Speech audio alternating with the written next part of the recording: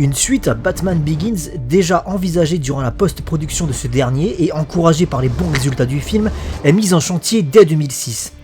Le premier scénario devait introduire le Joker et Harvey Dent, alors qu'un éventuel troisième volet aurait eu pour but de nous présenter le procès du clown et la défiguration d'Harvey durant l'audience.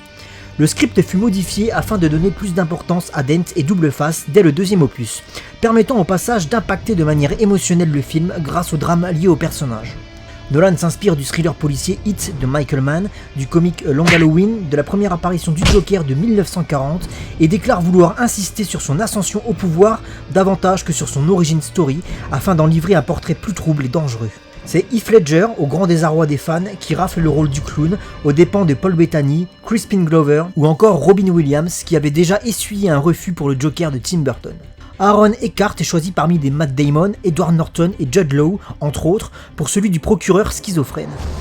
Katie Holmes préfère le tournage de la comédie Mad Money et c'est donc la sœur de Jake Gyllenhaal, Maggie, qui récupère le rôle de Rachel Dawes. À sa sortie en salle durant l'été 2008, le film est un véritable raz-de-marée. Pourtant privé du marché chinois à cause de son arc hongkongais, The Dark Knight dépasse le $1 milliard au box-office, ce qui en fait historiquement le 4e film à atteindre un tel palier, derrière Titanic, Le Retour du Roi et Pirates des Caraïbes, Le Secret du Coffre Maudit. Sur le sol américain, il devient le 2e plus gros succès de tous les temps, toujours derrière l'Insubmersible. Bien le bonjour les zincs, c'est Oz et vous êtes sur Oz Comics, nouvelle vidéo magnétoscope et nous allons aujourd'hui nous intéresser au Dark Knight de Christopher Nolan, sorti en 2008. 4e plus gros succès de l'histoire au cinéma, premier film de super-héros à dépasser la barre du $1 milliard au box-office. L'histoire se déroule après les événements de Batman Begins, puisque on est dans la même saga. Batman doit faire face à un nouvel ennemi qui ne dit pas son nom, un ennemi extrêmement dangereux, un psychopathe, un terroriste qui sème le chaos partout où il passe. Et en parallèle, nous avons un parcours très intéressant, celui d'Harvey Dent, procureur de la ville de Gotham, qui fait un excellent travail pour la justice américaine. Et Harvey Dent qui va connaître une descente aux enfers avec des événements qui vont faire de lui un des ennemis les plus connus qu'on a dans le comics Batman, Double Face, voilà. Quel rapport j'entretiens avec ce film? Eh bien, Dark Knight, je suis allé le voir. Alors je sais pas si c'était le jour de sa sortie en 2008, mais en tout cas j'y suis allé la première semaine, ça c'est quasiment sûr, étant donné que j'attendais ce film avec une impatience certaine. Donc je suis allé le voir 2 fois, voilà. Pour la petite anecdote, j'y allais avec des potes et on avait, à l'époque il n'y avait pas autant de contrôle à l'entrée des salles de ciné. Et du coup, on avait foutu des bières et tout dans le sac à dos. Et puis, pendant la séance, t'entendais les bières qui s'ouvraient et puis en avant Guingamp. Ah, c'était bon souvenir.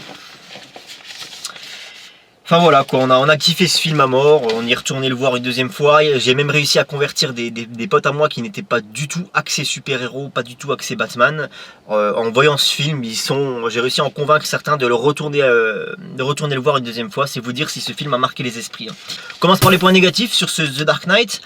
Alors j'ai relevé quelques facilités scénaristiques, notamment au niveau du personnage du Joker. C'est un personnage qui est dans le film qui est omniscient. Le mec il est partout à la fois, il entreprend plusieurs plans à droite et à gauche de la ville, par exemple sur le final, après avoir réussi à trouver 2 hangars à y foutre des bidons explosifs, donc pour Rachel Dawes et Harvey Dent.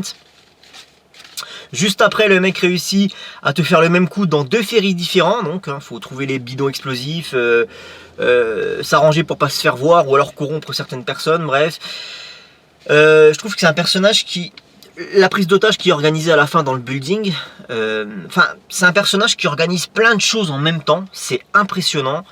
Et du coup, ça en fait un peu un personnage surréaliste, omniscient. Il sait tout ce qui va se passer lors de la séquence de course-poursuite. Le mec sait déjà qu'il va se faire capturer. Et pour le coup, il a déjà prévu le truc. Il a déjà prévu son évasion avant même de foutre un pied en prison. En ouvrant le ventre d'un de ses co-détenus, alors je sais pas comment il fait pour savoir que le mec va être enfermé avec lui. Bref, il réussit à ouvrir le ventre d'un mec pour lui foutre un téléphone portable explosif dont il va se servir pour sortir de prison. Il y a beaucoup de choses comme ça dans le film qui... C'est un peu lourd à force, parce que tu te dis, attends, le mec, il sait tout ce qui va se passer à l'avance, c'est un devin quoi le gars. Durant la séquence d'évasion de la prison également, seul lui survit à l'explosion. Sachant qu'il prend même pas le temps de se mettre à couvert, quoi. Donc à la limite, ayant anticipé l'explosion, il se mettrait à couvert. Ok, on pourrait justifier que ce soit le seul mec des locaux qui ne soit pas emporté par l'explosion, mais là même pas. Et puis le Joker qui est laissé sous piètre surveillance à la prison, j'ai mis. Lorsque Batman se dépêche d'aller sauver Rachel et que les forces de l'ordre menées par Gordon vont elles sauver Double Face. T'as l'impression qu'il n'y a plus personne pour surveiller le Joker. Ils sont 3 ou 4 flics dans le bordel alors qu'il devrait y avoir 25 mecs du GIGN, armes au poing. Étant donné ce qu'a coûté la capture du Joker en termes de matériel, en termes d'argent et en termes de vie humaine. Une fois que tu as ce mec là sous la main, tu le laisses pas comme ça sans surveillance, quoi. Enfin voilà, il y a 2-3 petits trucs, des petites facilités d'écriture qu'on retrouve absolument dans tous les films, donc c'est pas vraiment un gros problème. À la fin, Harvey Dent, lors de la séquence finale, lorsqu'Harvey Dent menace de tuer les enfants de James Gordon, il tire en l'air, il tire sa pièce en l'air pour savoir de quel côté elle va retomber et qui il doit tuer. Et il tire sur Batman, il tire dans le buste de Batman qui plus est, comme si le mec s'imaginait pas que Batman avait un gilet pare-balles, tu vois. Il tire dessus comme s'il pensait qu'il allait le tuer. Il y a des petits trucs comme ça, c'est un peu bizarre. On va rester dans les points négatifs, il n'y en a pas beaucoup. J'ai noté le maquillage d'Harvey Dent Double Face parce que j'aurais voulu quelque chose de plus... étant donné que Nolan c'est quelqu'un qui n'aime pas du tout la CGI et qui dans ses Batman a eu recours à la CGI le moins possible. C'est dommage que il ait eu cette facilité pour le maquillage de Double Face. J'aurais voulu quelque chose de plus, quelque chose qui fasse moins artificiel, moins informatique en fait. C'est le genre de truc qui va mal vieillir ça, hein. Déjà ça a pris un coup de vieux, le maquillage de Dent là, je trouve que c'est quelque chose qui a pris un coup de vieux. J'aurais voulu quelque chose, voilà, j'aurais voulu qu'on mette des maquilleurs sur le cou et qu'il lui fasse une prothèse ou un truc plus réaliste, parce que là non. Puisqu'on est dans le maquillage, on va parler des costumes. Le costume de Batman est particulièrement dégueulasse. C'est-à-dire qu'il y a 2 costumes dans le film. Il y a le costume de Batman Begins que Batman reprend au tout début, qui est pour moi, je l'avais dit dans la vidéo précédente, enfin dans le magnétoscope de Batman Begins, pour moi le costume de Batman Begins c'est le plus beau costume de Batman, tout support, tout truc réuni en fait, voilà, clairement pour moi c'est le plus beau. Et à l'inverse, le costume de The Dark Knight, donc celui qui lui permet de tourner la tête, celui qui a été redesigné par Lucius Fox pour les besoins de Batman, un costume plus léger, beaucoup moins imposant, je trouve que ce costume c'est le plus moche que j'ai vu. C'est le costume de Batman le plus moche que j'ai vu dans l'histoire de Batman, j'ai envie de te dire. Hormis peut-être, bien évidemment, celui des années 60, Adam West. Mais franchement, non, ce costume, il le fait pas du tout. Il a une espèce de boule de bowling à la place du masque. Il y a sa nuque aussi, là, qui est beaucoup trop longue et effilée. Et puis, ce costume, ça le maigrit vachement. On n'a plus le Batman imposant avec des grosses épaules bien carrées qu'on avait, qui avait un côté très prédateur, qu'on avait sur Batman Begins et qu'on a au début de The Dark Knight. On a plus Batman vachement en musculature, vachement imposant. Alors on a un Batman plus effilé, plus élancé. Alors on imagine que oui, effectivement, Batman c'est un personnage qui a besoin de se mouvoir rapidement. L'agilité est son point fort.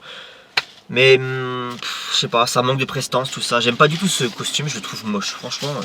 Au niveau de la réalisation, un point négatif pour moi, c'est un point que j'avais déjà souligné sur le Batman Begins. Étant donné que le réalisateur est le même, on a les mêmes défauts, je trouve que la réalisation est trop épileptique. C'est-à-dire Nolan n'arrive pas à se concentrer sur une scène, sur une séquence et à filmer des plans longs en fait. Et ces films, c'est des successions de plans courts, je parle des Batman notamment, c'est des successions de plans courts en fait qui, tu vois, ça a une qui s'enchaînent à une vitesse effrénée. Et moi j'aime bien les réalisations lentes et appliquées, j'aime bien les plans séquences, ce genre de trucs, et dans un Nolan tu vois jamais ça. C'est dommage, franchement c'est dommage, parce que voilà, t'as l'impression d'une réalisation pas trop appliquée en fait. C'est le ressenti que j'ai moi. Autre point négatif qui est récurrent dans les films DC, enfin même dans les films Marvel, Gotham City qui manque d'identité, voilà. Là où la Gotham de Batman Begins avait le quartier des Narrows, avec un côté très underground, très urbain, ces lumières jaunâtres, il se dégageait quelque chose. C'est pas forcément la Gotham City que j'aurais voulu voir dans un film Batman, mais au moins la Gotham City de Batman Begins avait une identité propre. C'est-à-dire que quand tu vois Batman Begins et quand tu vois les ruelles de Gotham, tu sais que c'est Batman Begins. Maintenant, quand tu vois les ruelles de la Gotham de The Dark Knight, parce qu'ils ont changé de lieu de tournage, tu te dis que c'est une ville américaine, tout ce qu'il y a de plus ville américaine. Tu te dis pas c'est la ville de Batman Begins, tu vois. C'est pas la même ville. aucune identité, aucun charme, et j'ai un problème avec cette Gotham City. Voilà pour les points négatifs. Alors j'ai changé un petit peu de façon de faire pour les points positifs. Bref, j'ai organisé les points positifs d'une manière un peu nouvelle, et qui sera exclusive à cette vidéo, et vous allez comprendre pourquoi. Rappelez-vous ma vidéo pause sur les 5 points primordiaux à respecter pour faire un bon film de super-héros.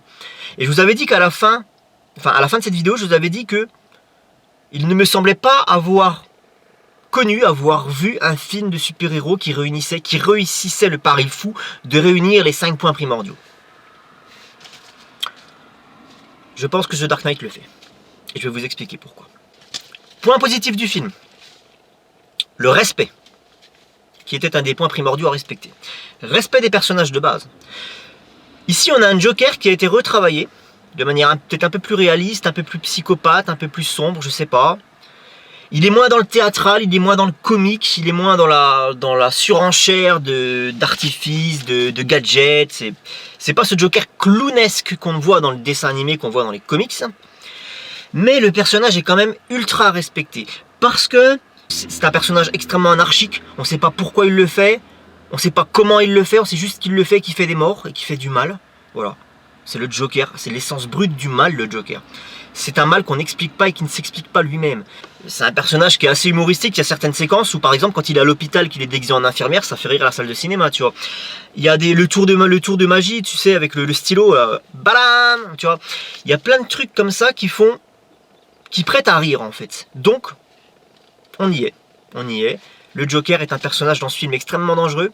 Il tue des civils. T'as un civil qui est pendu à un moment donné quand même. Tu vois, c'est quand même pas rien de voir un civil pendu dans un film de super-héros. C'est compliqué de faire ça en ce moment, hein. On le voit plus d'ailleurs, ça fait 20 ans qu'on le voit plus. Enfin, ça fait depuis les Nolan que j'ai pas vu des civils tués de cette manière dans des films de super-héros, dans des films grand public.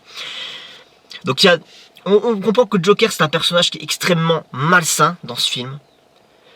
Trouble. On connaît pas son identité, même lui, t'as l'impression qu'il la connaît pas. Il raconte plusieurs versions à chaque fois qu'il va faire une nouvelle victime. Au niveau de ses cicatrices, au niveau de son origine, il y a plusieurs versions. Il s'amuse à brouiller les pistes. Il a un comportement extrêmement anarchique, il est dangereux, et il a cette petite ligne d'humour, cette petite pointe, cette petite couleur aussi, parce qu'il a quand même un costume violet, donc il y a la petite pointe de couleur qui est quand même là.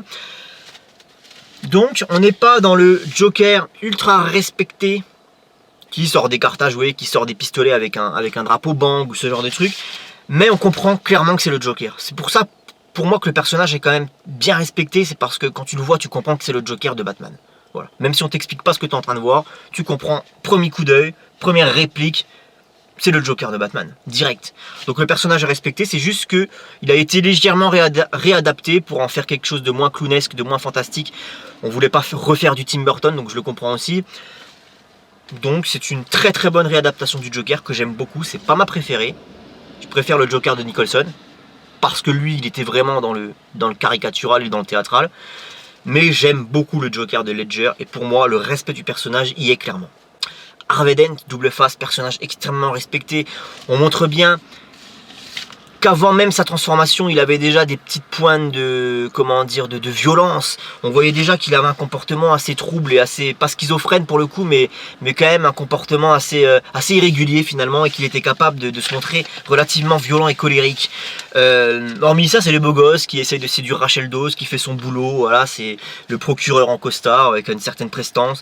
Donc vraiment les deux côtés d'Harvey Dent, que ce soit double face lorsqu'il pète un câble et qu'il bute à tour de bras les protagonistes du film, lorsqu'il menace à la fin du film les enfants de James Gordon, une séquence extrêmement poignante et extrêmement forte, où on comprend qu'Harvey Dent est très dangereux, alors qu'au début du film il ne l'était pas du tout. On n'aurait pas pensé que ce personnage puisse subir une telle évolution finalement, à part quand on connaît l'univers des comics bien évidemment.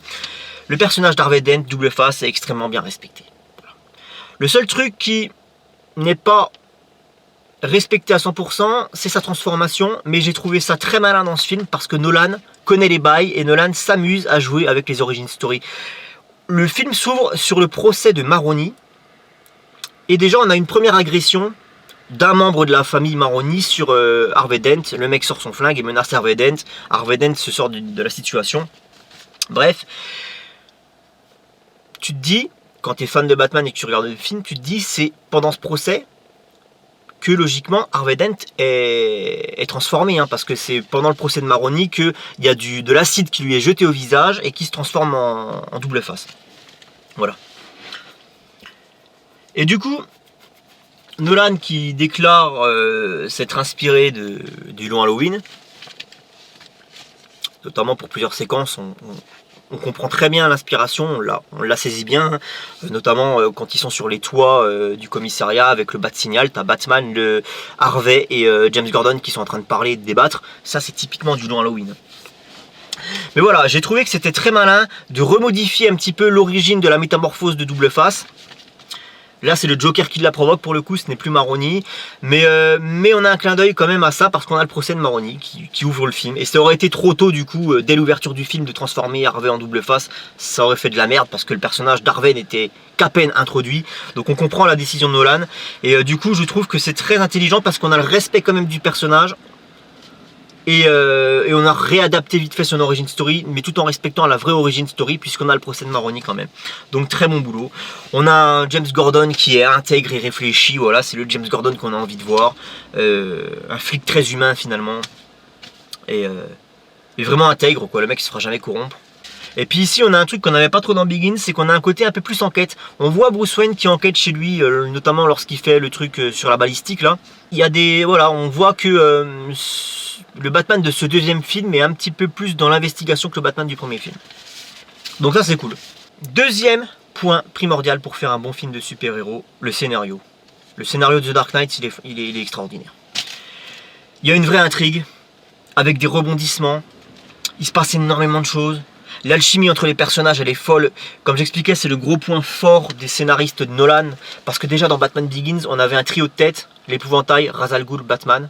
Un Batman, deux ennemis. Ici, on a exactement le même cas de figure. Batman, Joker, Harvey Dent. Et à chaque fois, au niveau du scénario, il y a un développement qui est fait entre les personnages pour qu'on y croit. Et ça, pour qu'on y croie, bref. Et ça, c'est très fort. Et le scénario de Dark Knight est très fort à ce niveau-là. Alchimie entre les personnages principaux. Réadaptation intelligente, comme j'expliquais, l'origine de la métamorphose de Dent qui a été un petit peu réadaptée pour les besoins du scénario, etc. Des trucs très intelligents, on respecte le comique de base mais on réadapte des trucs. Le scénario est franchement cool, il te tient en haleine pendant 2 heures, 2 heures et demie. Je me rappelle plus de la durée du film, bref. Donc le scénario est très très bon dans The Dark Knight. La tonalité, qui était un des points primordiaux à respecter pour faire un bon film de super-héros. Ici on a un côté thriller policier avec toute l'introduction du film, c'est du Hit de Michael Mann, quoi. C'est un braquage de banque, c'est bien filmé, c'est bien foutu. Il y a un côté thriller psychologique avec la descente aux enfers d'Harvey Dent. On a toujours de l'humour sous-jacent avec le personnage du Joker, un humour malsain, noir, mais qui est pas trop dans l'excès et qui est rafraîchissant. Il y a du drama. Il y a la mort de Rachel Dawes, qui est un personnage qui a été introduit dans le premier film. Il y a de l'héroïsme, parce que tu as tout le final qui est épique. Enfin voilà, il y a plusieurs trucs dans ce film qui font qu'en termes de tonalité, on n'est jamais soit dans le trop sombre, soit dans le trop, comment dire, humoristique, soit dans le trop dramatique, parce qu'il y a un peu de tout finalement, et du coup ce film est très fort à ce niveau-là. Ça fait déjà 3 points primordiaux respectés pour moi. 4e, l'enjeu. Ah bah là, il y a de l'enjeu dans le film, hein. Si Batman ne se montre pas et ne révèle pas qui il est, je vais faire tomber les cadavres. Ça c'est Dixit le Joker dans le film. Donc déjà à partir de cette phrase-là, t'as compris l'enjeu du film. Le mec fait péter des bombes, des hôpitaux, des machins, il tue des gens importants, surtout de la population de Gotham, jusqu'à ce que Batman accepte de se montrer et de se livrer. Tu vois. Donc le mec déjà il le tient par les couilles, quoi. Ça c'est extrêmement fort. Donc là déjà t'as un enjeu sur le papier qui est ultra puissant. Donc ça c'est cool. La mort de Rachel Dawes, voilà, j'avais parlé de ça dans la tonalité, dans l'enjeu, Batman qui doit sauver l'amour de sa vie finalement. Comment, d'ailleurs cette séquence, comment on l'amorce? La séquence où Batman va sauver Rachel Dawes mais trop tard, et puis du coup lui il se retrouve à sauver Harvey Dent alors que c'est pas ce qu'il avait prévu, bref. Toute cette séquence épique là, comment on l'amorce? On l'amorce avec un dilemme. C'est soit tu vas sauver ta meuf, soit tu vas sauver Harvey Dent, le visage de la justice de Gotham. Fais ton choix. Et j'avais parlé des dilemmes dans cette même vidéo dans laquelle j'évoquais les 5 points primordiaux. J'avais pris comme exemple le dilemme de Spider-Man 1, le bouffon vert. Soit tu sauves Mary Jane, soit tu sauves les collégiens dans leur bus là. Le dilemme dans Batman Forever également. Soit tu sauves Robin, soit tu sauves Chase Meridian. Bon, même si c'était un peu de la merde, mais bon, on s'en fout. Et j'aime bien quand il y a une notion de dilemme. Quand on crée un dilemme chez un héros, ça crée de l'enjeu. Voilà, c'est aussi simple que ça. C'est une manière simple de créer un enjeu, c'est de faire un dilemme. Et puis à la fin, bien évidemment, l'ombre du chaos qui plane sur Gotham City, avec le Joker qui essaye de prouver aux yeux du monde que il suffit d'une pichenette pour rendre les gens fous et déclencher le chaos. Batman qui est remis en cause durant l'intégralité du film, même par son propre alter ego Bruce Wayne, qui finit par se dire bon bah je vais me livrer parce que sinon les morts vont continuer à tomber, ça va pas le faire. Donc tu vois, ça crée un doute chez le personnage, c'est exactement ce qu'on avait dans Spider-Man 2 aussi. Hein. Batman qui doit prendre les responsabilités, même s'il doit salir son image. Voilà. Donc l'enjeu il est clairement présent. 4e point primordial à respecter. 5e point primordial qui est mon préféré, qui est le plus important pour moi, l'iconisation. Est-ce qu'on a une iconisation forte de Batman dans The Dark Knight? Même pas besoin de répondre à ça. Non seulement l'iconisation forte de Batman, elle est présente. Dernière séquence du film. Discours de James Gordon, Batman qui s'enfuit sur son Batspod, je crois qu'on s'appelle ça comme ça, sur sa moto. Et Harvey Dent qui fait comprendre que Batman va devenir le paria. Batman s'est sacrifié pour pas qu'Harvey Dent perde la face. Voilà, jeu de mots, Ramucho. Et du coup, c'est comme ça que tu iconises un personnage. C'est quand le mec, comme j'expliquais, pour iconiser un personnage, il faut le traîner dans la boue et le faire ressortir plus beau et plus fort. Voilà, ça participe à l'iconisation du personnage. C'est ce qu'on fait ici. Batman qui accepte de prendre toute la merde sur ses épaules pour, dans le 3e film, ressortir de l'ombre. Et ça, franchement, c'est épique, quoi.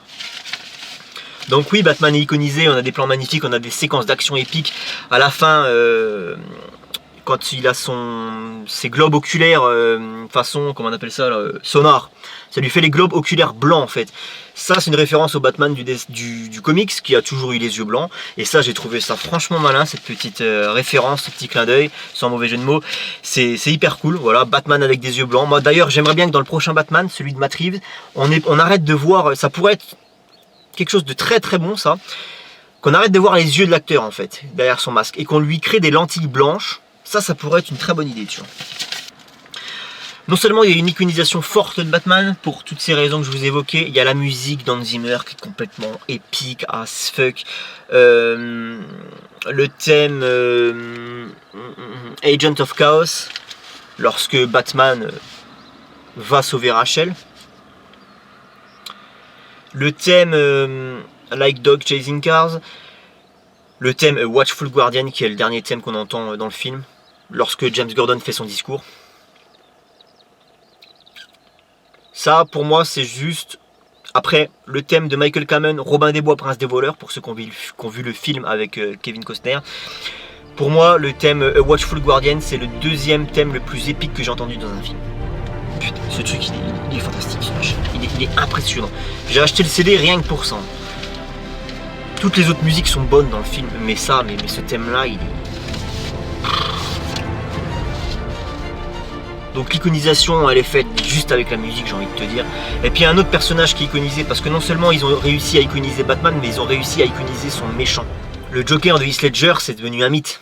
Voilà, terminé, il n'y a rien d'autre à dire. Le Joker de Heath Ledger, c'est devenu un mythe sur Internet, c'est devenu un mythe... Dans la geek sphère, on va dire que c'est une référence. Les 5 points primordiaux sont pour moi respectés sur The Dark Knight. Et c'est probablement le seul film de super-héros de mémoire, pour moi, hein, après c'est personnel, c'est subjectif, qui respecte les 5 points primordiaux. Et je m'en suis rendu compte en le visionnant ce matin. Je me suis dit, mais attends, respect, check, tonalité, check, enjeu, check, iconisation, check, scénario, check. Tout est fait, tout est là. Conclusion, The Dark Knight n'est pas mon Batman préféré. Parce que c'est Batman Begins, parce que je préfère des choses, je préfère le costume de Batman Begins, je préfère Batman Begins, l'identité aussi de Gotham, je l'avais déjà expliqué. Et pour plusieurs petites raisons diverses et variées, je préfère Dark Knight Rises également. Pour moi, The Dark Knight, c'est le moins bon des trois. Pour moi, subjectif. Maintenant, Je vais essayer de ramener un peu d'objectivité dans cette review. Et je vais noter The Dark Knight 19 sur 20. 19 sur 20, c'est-à-dire que je lui mets un point de plus que mon Batman préféré qui est Batman Begins.